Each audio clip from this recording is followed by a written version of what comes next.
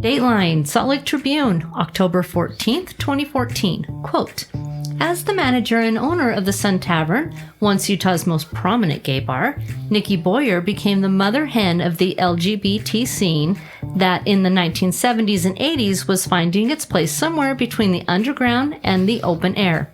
We had no rights, but we were rich in gay bars, recalls Boyer, now 72. This is where we felt safe. It was the only place we felt safe. We were afraid to go outside because of the gay bashers. One night, while she was tending bar, a basher came to them. A man burst through the door, brandishing a sawed-off shotgun. Immediately, about 3 big women jumped up, grabbed him, grabbed the gun, took him outside, and proceeded to pummel him, she says. In the early years, she says that even bigger threats came from bored police officers. We were more afraid of the police than we were of gay bashers, Boyer said. They'd drive around on a Saturday night, and if there wasn't any action, let's go down and beat up some queers. I'm Wendy. I'm Chris. And this is Demolished Salt Lake and the story of the Sun Tavern. Joe Redburn founded the Sun Tavern in the current location of Delta Center in 1973. The club was a large, historic warehouse-type venue that became an iconic gathering place for the gay community from the 1970s until the mid-1980s. The Sun Tavern hosted disco parties, drag shows, and community events. Later, the building was sold, and a new, smaller location was opened at 200 South, 600 West in Salt Lake City. Despite its reduced size, the Sun remained a safe space and community gathering place for the gay community.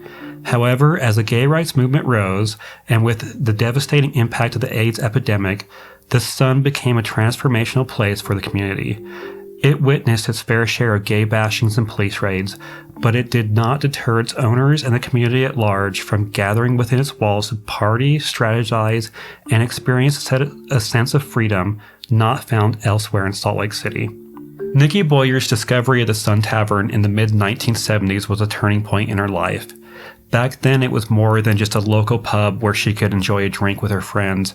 It was a place that would shape her life and give her a purpose. Nikki came out as gay in the 1960s while living in Texas. She subsequently moved to Idaho and Utah in search of employment. Upon arriving in Utah, Nikki landed a managerial role and eventually became a part owner of the Sun. Nikki's time at the Sun was marked by significant events that would change the course of Salt Lake City's gay history. It was at the Sun that Nikki witnessed the gay rights movement, political upheaval, and the devastating impacts of the AIDS epidemic on the gay community.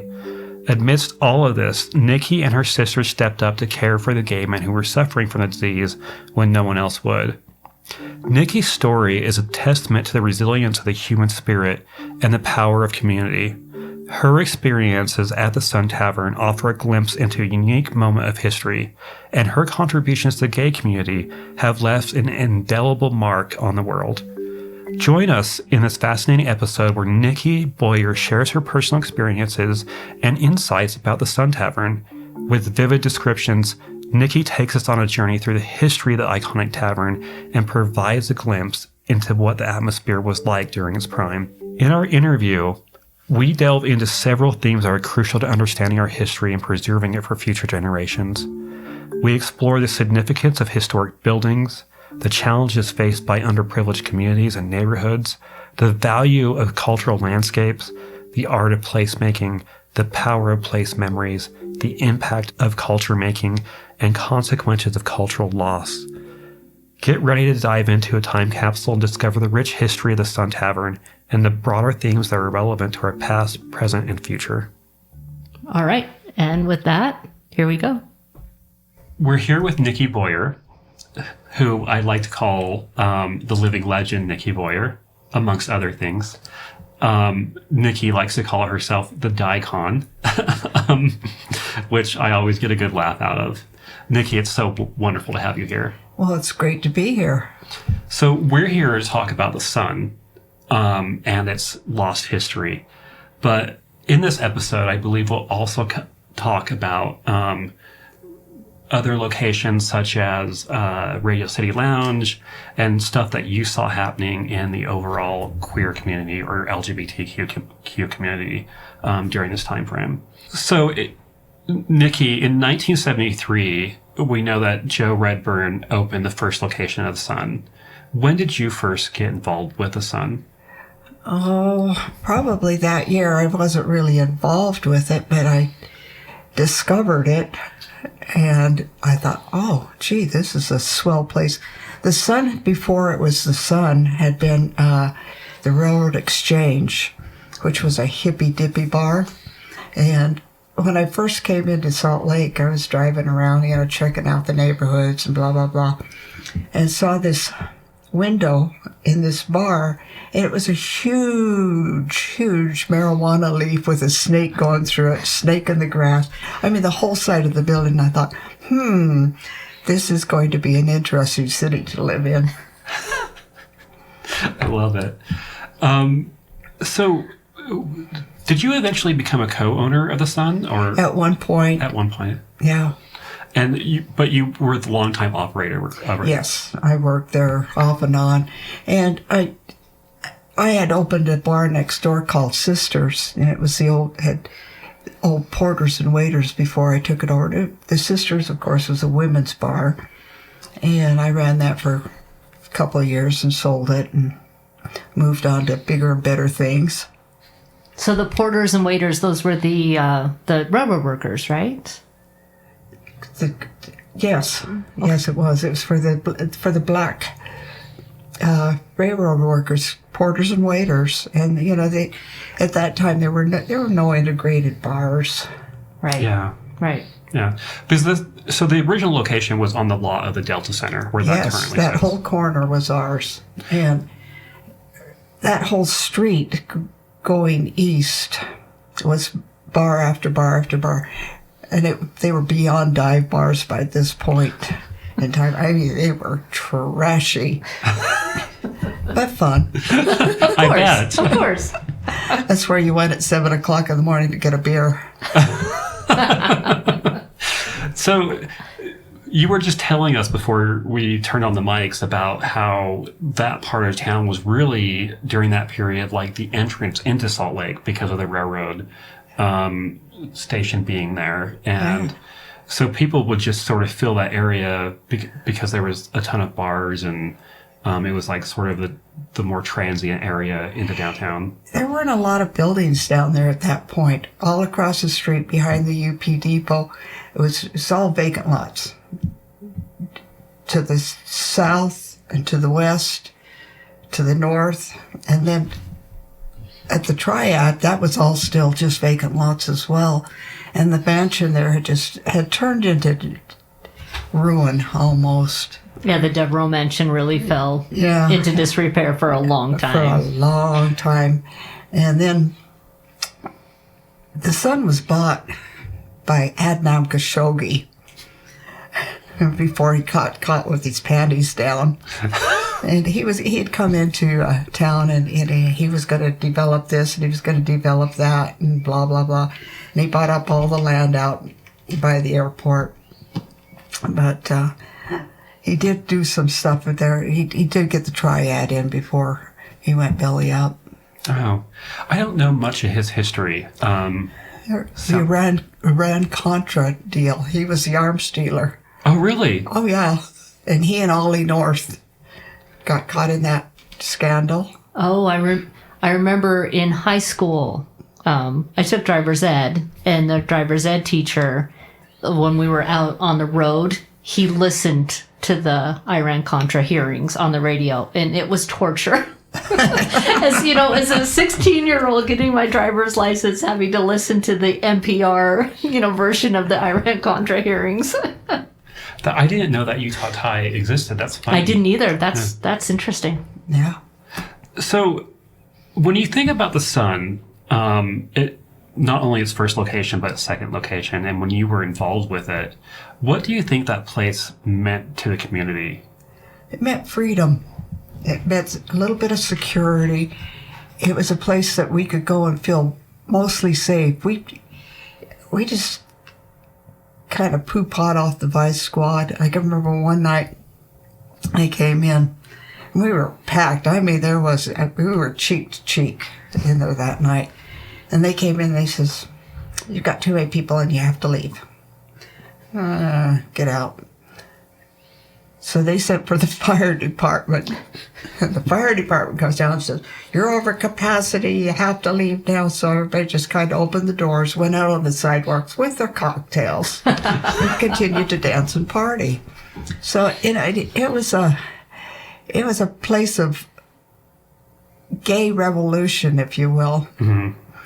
It was, the 70s were when we started doing all of the foundations for where we are now. People were not particularly political yet. That didn't come till the 80s and the AIDS, when AIDS was... The epidemic. Yeah. Came in. But before that, we were just having a good time as sex, drugs, and disco. Sex, drugs, and disco. That sounds like a party. It was a party every night. And the Vice Squad would regularly come in to the bar. Yeah. Yeah. They come in, and usually there were so many people in there they couldn't get around, so they'd get disgusted and leave. But they'd sit outside a lot of times. This is back in the 70s. And they weren't real kind with some of the patrons leaving. There were incidents with them. They were bored on a Saturday night. Let's go beat the shit out of some queers. Wow. So that happened. Yeah. And at that point, we were more afraid of the police than we were of gay bashers. Because with a gay basher, you could fight back. Right. With Yeah. the police, you had no options. Right. They haul you to jail or just beat the crap out of you.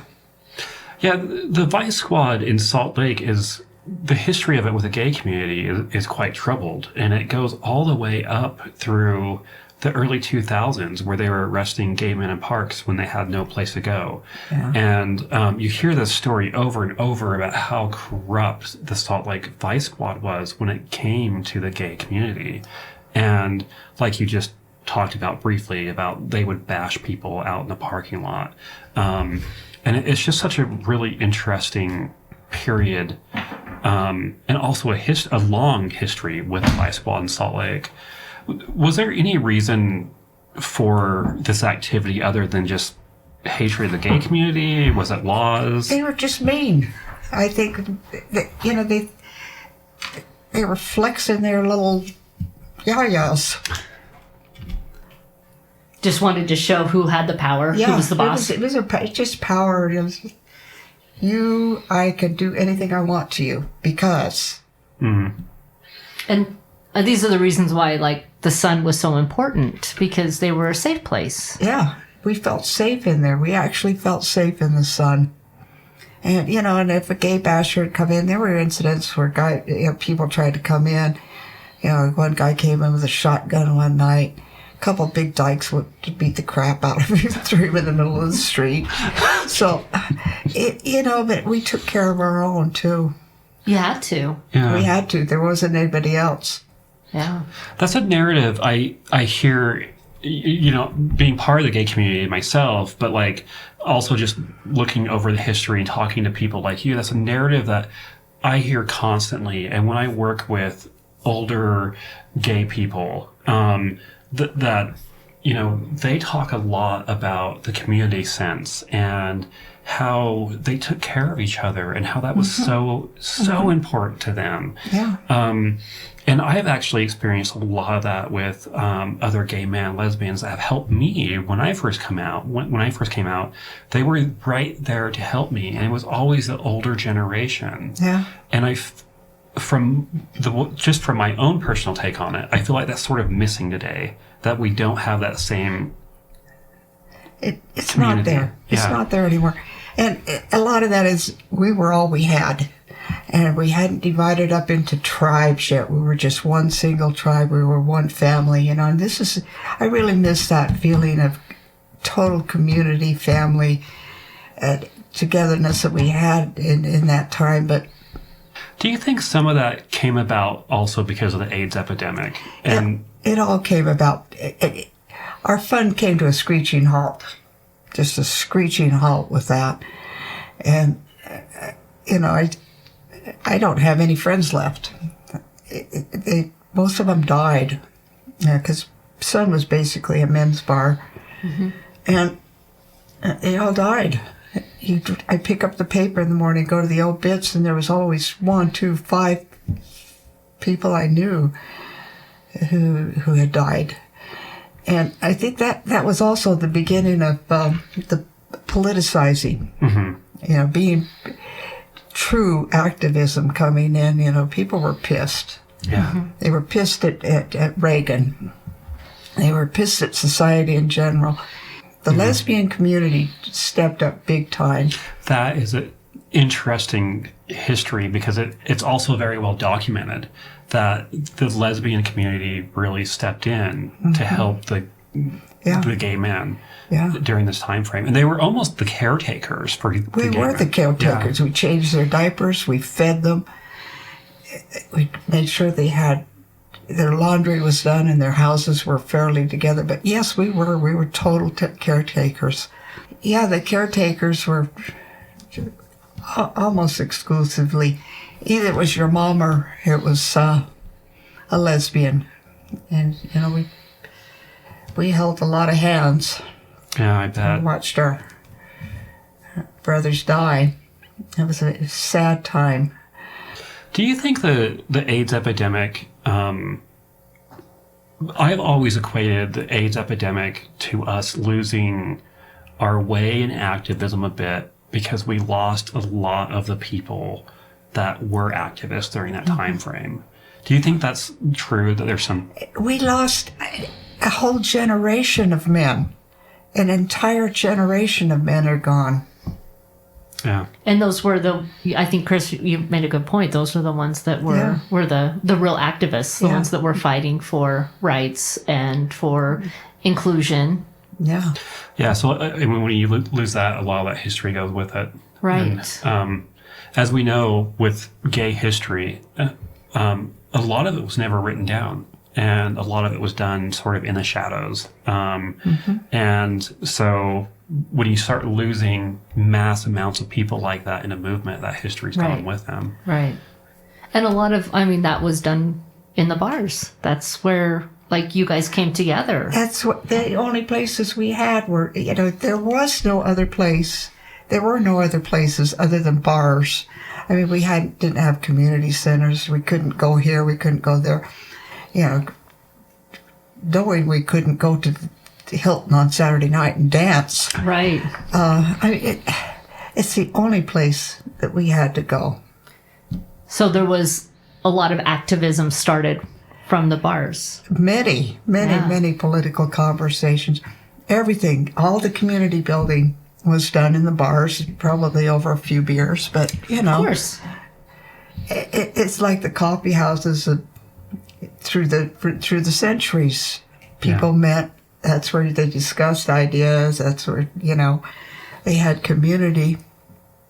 And the bars were filled that during that time, in the 60s, 70s, 80s. And by the 90s, it was not so imperative that you go to a gay bar. You could go to a quote-unquote straight bar and not be terribly harassed. Right. Or you could go and a lot of places they were accepting. Yeah, a lot of bars in the 90s started their own gay nights. Yeah, gay nights. Yeah. Right. Not necessarily a gay bar, just a gay night. Just a gay night. Yeah. So, what are some of your favorite stories of the Sun? Most of them I don't dare tell. Well, the ones you do dare.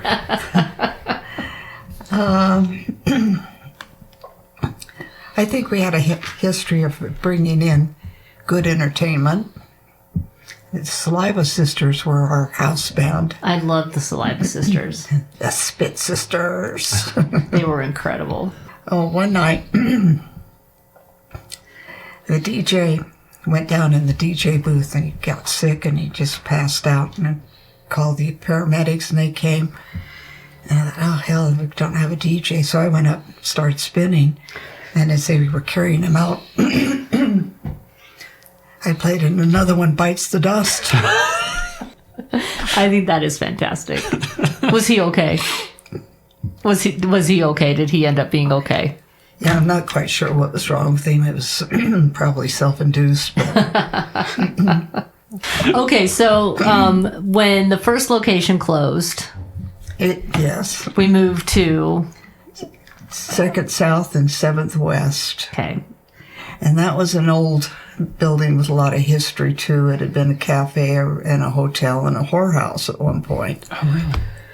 Nice. So it was, we went down there and built it up and cleaned it up and made it our own. And it was like a mini Sun. The other Sun, the original Sun was huge.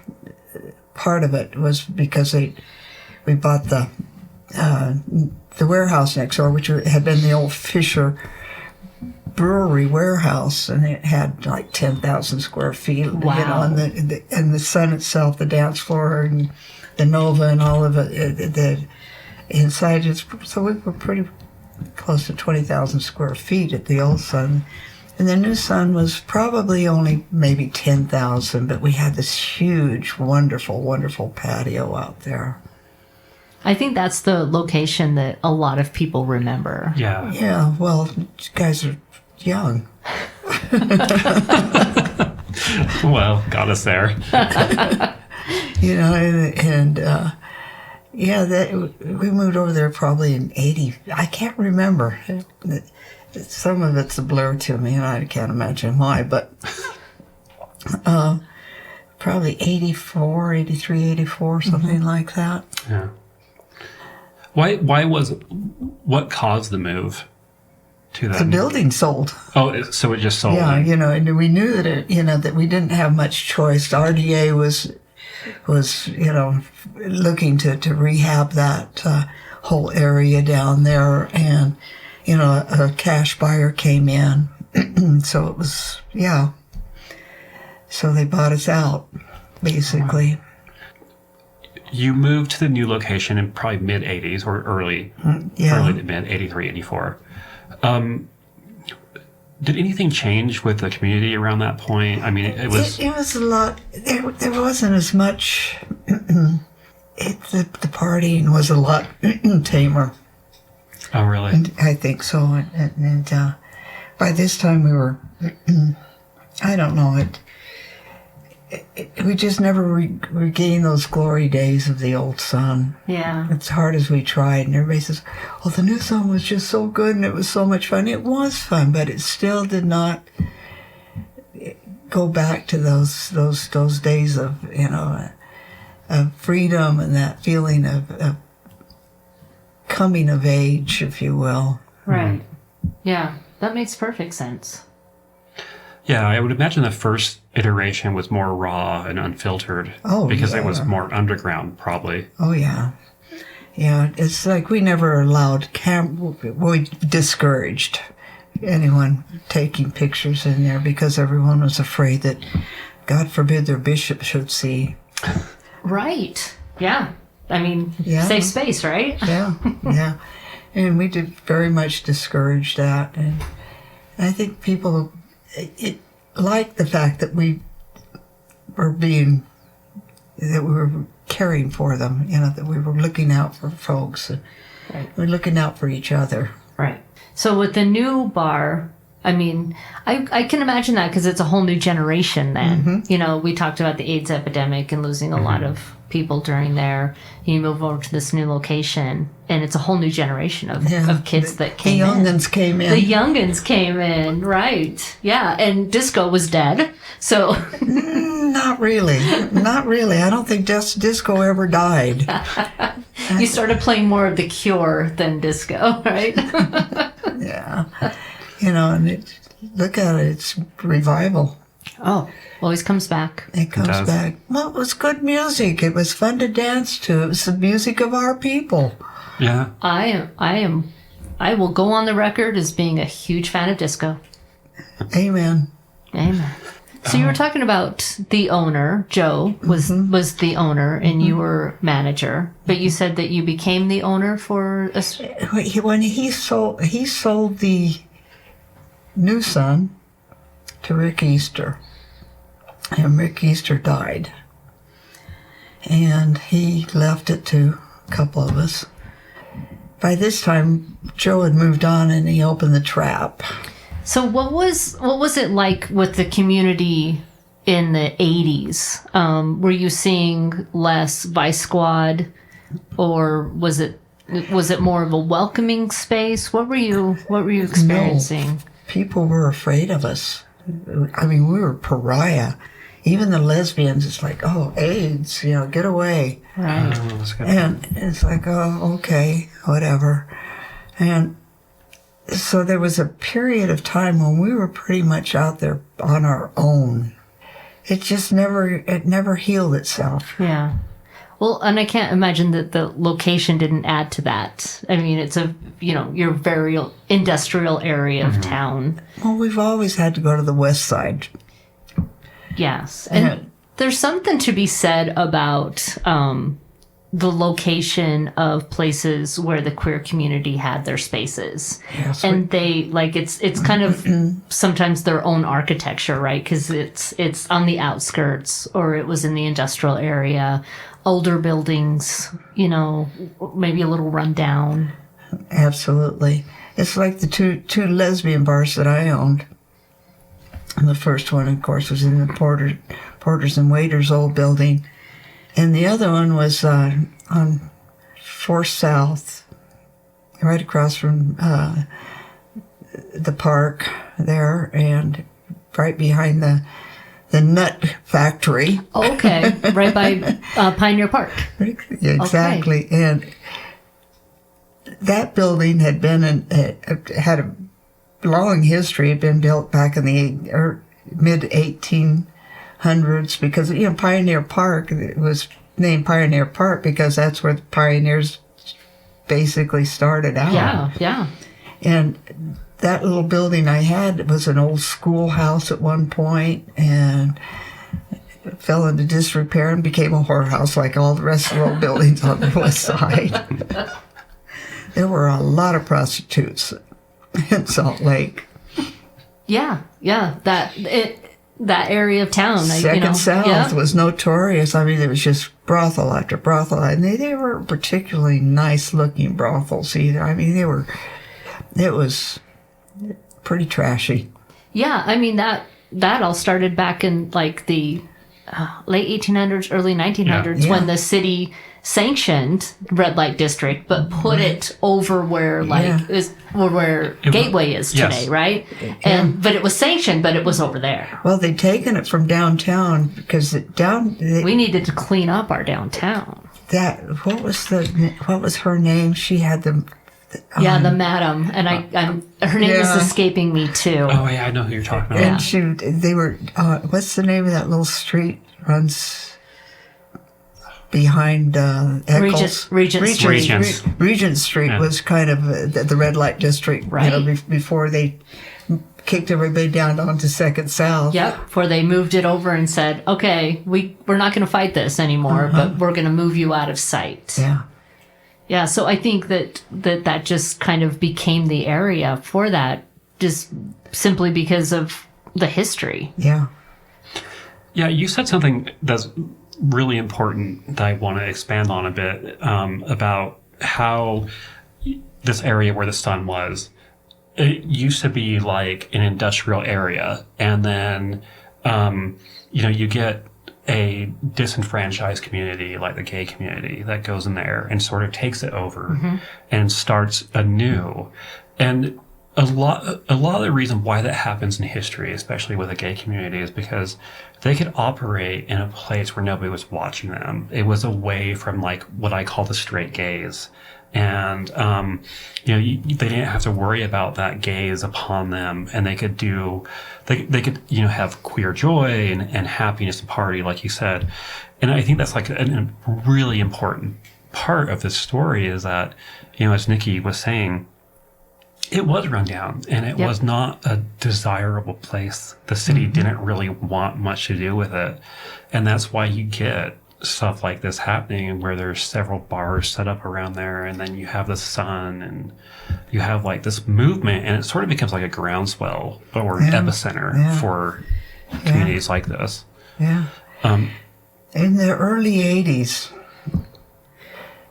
there were probably 12 or 14 gay bars in Salt Lake.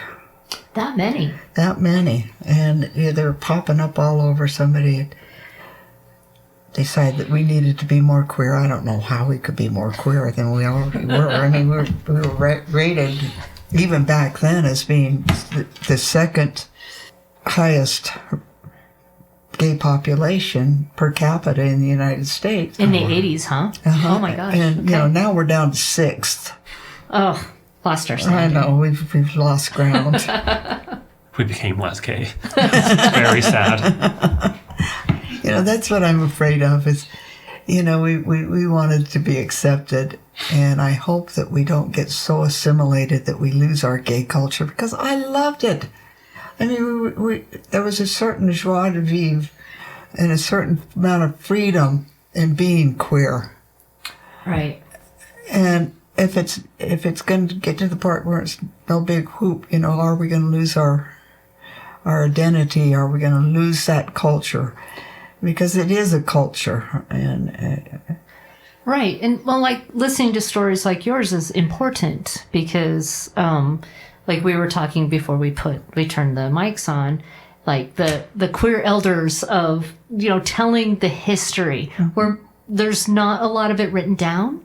There's not a lot of it being taught, so the younger generation, this is just what they know, but they don't understand where all the work that was put in by people like you, and really making change happen. Yeah, I think it's important that somehow we get through to them that they're standing on a lot of folks' shoulders, a lot of people's shoulders. Yes. I look back at the activists who started making a difference, and that was in the late 50s. And there was, the Mattachine and the sisters of, I could never tell if it's Bilitis or Bilitis, but those one guys. And they were starting to organize, and they were starting to demand equality. Mm-hmm. And this is the 50s and the 60s. Most of those folks are gone now. Mm-hmm.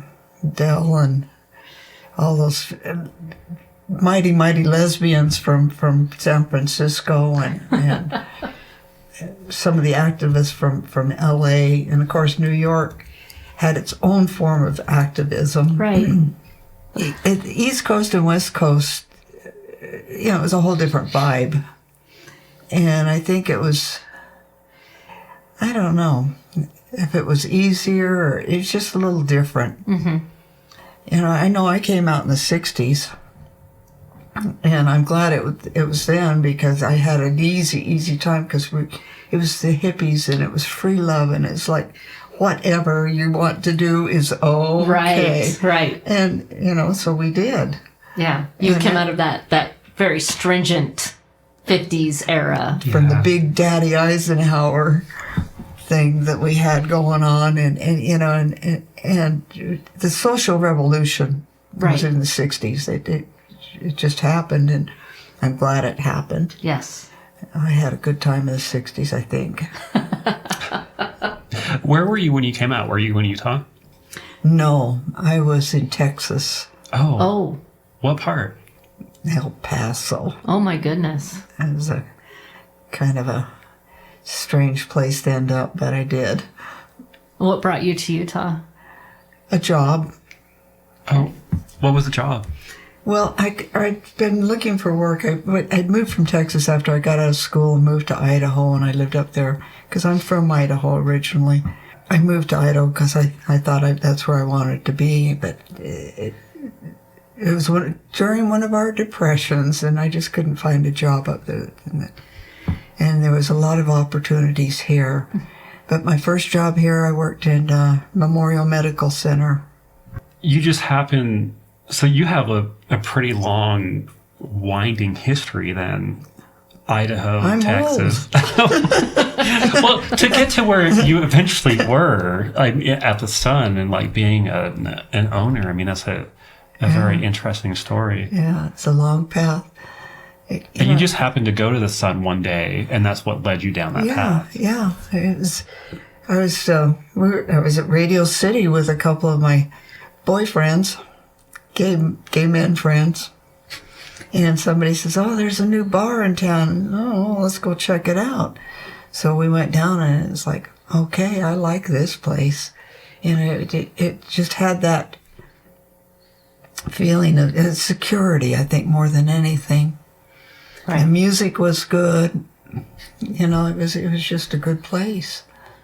So unfortunately, the Sun was taken out by, of all things, a tornado. We knew we were going to get struck down. We knew it.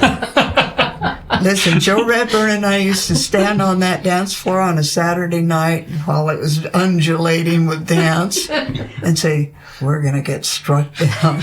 We're going to get struck down any minute now." We knew it. And then there comes the tornado. Yep. Wow. Got us. So the building was just trashed after the tornado. Yeah, it was pretty much good story. So the tornado's coming, and the guy who counted our liquor and did, jobs around the bar was going upstairs into the office, and he saw it and heard it coming. So he jumped in under a table in the green room, and it was a stand-up table, and he hid under that, and a piece of something came off and enveloped him and wrapped around the table and saved him. Oh my goodness. Oh, wow. Yeah. Lucky him. Yeah. And it was very fortunate that no one got hurt. I think the most injury was to the gal who was cleaning. She was out on the patio, out on the deck, cleaning up, and saw it and heard it, and she dove under the bar out there, and it got her. She ended up with a broken collarbone. Oh, wow. And, getting some abrasions and blah, blah, blah. But that was the worst of it. And I went down, and I was sitting out of the Larry H. Miller Cadillac waiting for my car to be done. And I looked up on the TV, and I said, "Holy crap, that's my bar." Oh, no. So what did you feel when you saw that it was demolished, it was done? I had mixed feelings about it. I think a lot of it was, maybe it's time to put it away. Yeah. Maybe it's time just, to put it away. And then I thought of all the memories and all the people who'd come out in that bar. And it was very mixed feelings. Sad, but I was resolved to the fact that it's gone. Yeah. Yeah. Well, I mean, we talk a lot about sense of place in historic preservation, and why, saving old buildings is important, and why talking about buildings we've lost is important, because that's really a huge sense of place for the gay community. Yeah. We lost all the spaces to redevelopment Right. where there'd been gay bars. I think every one of them. Yeah. I can't think of one that hasn't been. The Trap's the only one that I know of that hasn't really been lost. Yeah. And it's under threat. Oh, yeah. It's that whole area down there, they don't have time for it anymore. Again, I mean, we're talking about on the outskirts of town, and I mean, they're really... It's not the outskirts anymore. Not anymore, but there just really is a lot to say about the architecture of, gay bars and gay meeting places. Yeah. And Salt Lake Salt Lake always tried to have sort of a gayborhood. There was always 9th and 9th for a while that people tried to make that in the gayborhood. The Marmalade, where we currently are, people tried to make this into a gayborhood. There was never really a real solid gayborhood here in Salt Lake, was there? the closest we came to it was Ninth and Ninth, and I know on my block, I live on Harvey Milk Boulevard, and the park's on the other side, so there's no house over there. There were 12 gay families in that 2-block period. Yeah. So, Oh, wow. they were there. We were there. Yeah. And Ninth and Ninth, and then, of course, Marmalade has always been kind of on the other side of town, if Right. you will. No, exactly. Yes. Yes. And so that, it was an easy development there. And 15th and 15th is, but I think mostly it was Ninth and Ninth and Marmalade District. But the need for that kind of community is just almost disappeared. Mm-hmm. Oh, and that's what I was just thinking, like with losing the Sun Bar, I kind of wonder if that kind of displaced the community and then everyone just went out from there and found their own little niches. Maybe that was the last time you had a really good spot for the whole gay community. Was good solid spot was the Sun Bar, and then when that was lost, it displacement, right? Yeah. And there's not been anything that's really taken its place. There are bars, and some of them are very nice, and some of them have closed, and there's not really the need that we had back then for a gay bar. I mean, because now we can go in and it's no big deal to go into a straight bar and dance with your partner, right. To hold hands with your partner.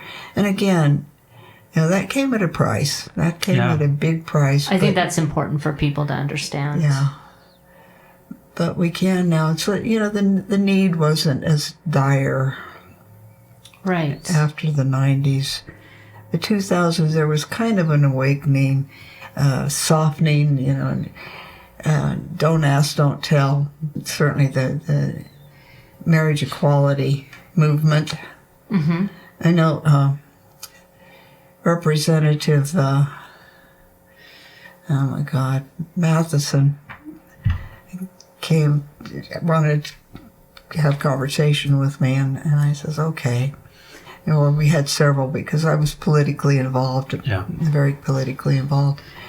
And I guess I was his go-to queer. You were his queer historian. Yes. And he says, what should I be, what bills should I be looking at? Which bills should I be promoting? And, and I says, well, I think the first thing you should do is look at Don't Ask, Don't Tell. And he was taken aback, and he says, you don't want blah, blah, blah. And I said, no. I says, if we can get the feds to start in that direction, the dominoes are going to fall. Right. And they did. They pretty much did. Mm-hmm. I think getting, when it was so public, and there was some controversy, but not as much pushback as one might think about Don't Ask, Don't Tell, because I think everyone recognized the fact that there's always been queers in the military. Right. Always. And you're losing, these people, and you're ruining their lives by giving them the scarlet Q on their forehead. Mm-hmm. Yeah, I think you're spot on there, because a lot of the people that I've hung out with, and I rebuild old cars in my spare time. And one of my friends, his name was Bill. He was in his late 80s when he passed several years ago. He never had a problem with me being gay, never cared. His wife took me in, him and his wife took me in almost as a grandson and treated me like an equal. And I also had other car friends in that age range that were in their 80s that just did not care. And when I asked them about, because one of Bill's kids is a bit homophobic, and he's more of the boomer age. And I remember asking Bill, like, what happened? You're so accepting, you don't care. And his response was, Chris, when I was young, and he was also ex-military, he served in World War II. He served with gay men, and it wasn't a big deal to him. And he said that it was after the war when he really saw homophobia hit. And even with my friend Jim Haig out of San Francisco, the historian there, he moved to San Francisco after the war because it was one of the only accepting places. Right, exactly. And so I think that history, a lot of people don't understand that history, that like previous generations, even though it wasn't talked about as much, they really just didn't care. Yeah. Even the word homosexual didn't come around until the early 1900s. I don't know. It was just kind of accepted, but kept quiet. Right. But accepted. Right. Yeah, I think even places like Berlin were hotbeds in the 20s and 30s for gay clubs. There was I think at one point 60 plus gay clubs in Berlin. And it was widely known. Yeah. Nobody cared. Yeah. Oh, yeah, that was the queer capital of the universe for a lot of years. So, Nikki, when you think about the legacy of the Sun and what it meant to the community or what it meant to you and your friends, what's something, and it could be multiple things, what do you want people to remember about the Sun or think about when they think of it? That was your birthright, your birthplace. Without that, we would have gotten to where we are, but it would have taken a hell of a lot longer. And I don't think that we could have had the gay community that we have now had it not been for that kind of for building on. Everything we did, everything is political, period. But the political side of what came out of the Sun has certainly moved us forward. I think that's a perfect place to end. I agree. Well, Nikki, thank you so much for being here and sharing your stories and the importance of this place. Several times during this interview, I got chills just listening to you. And I hope that we can have you on again and talk more about queer history in Salt Lake. Well, it's been a pleasure. I certainly will come back anytime you need me. Excellent. Thank you, Nikki. Yeah, thank you. We'd like to thank Nikki from the bottom of our hearts for coming in today and sitting with us and talking about the Sun Tavern. It's such an important story, and it's one that I am so grateful that we have recorded for others to hear. Yeah, and I think it's such an important history, and it is only one part of that history told by one person and their viewpoint on it. But it also provides us with a glimpse of what it was like back then and what she had to go through and how she witnessed it. Right. But it also helps provide us with some community understanding and cohesion around that. Exactly. Yeah. Exactly. So this podcast was researched and written by us and produced by Mike Gillen. You can find us at Demolish Salt Lake Podcast on Instagram, Facebook, and Threads, and also on Twitter at Demolished SL Pod, where we post pictures of the places we talk about on the podcast as well as other content. Thank you for joining us today, and until we see you again, take care.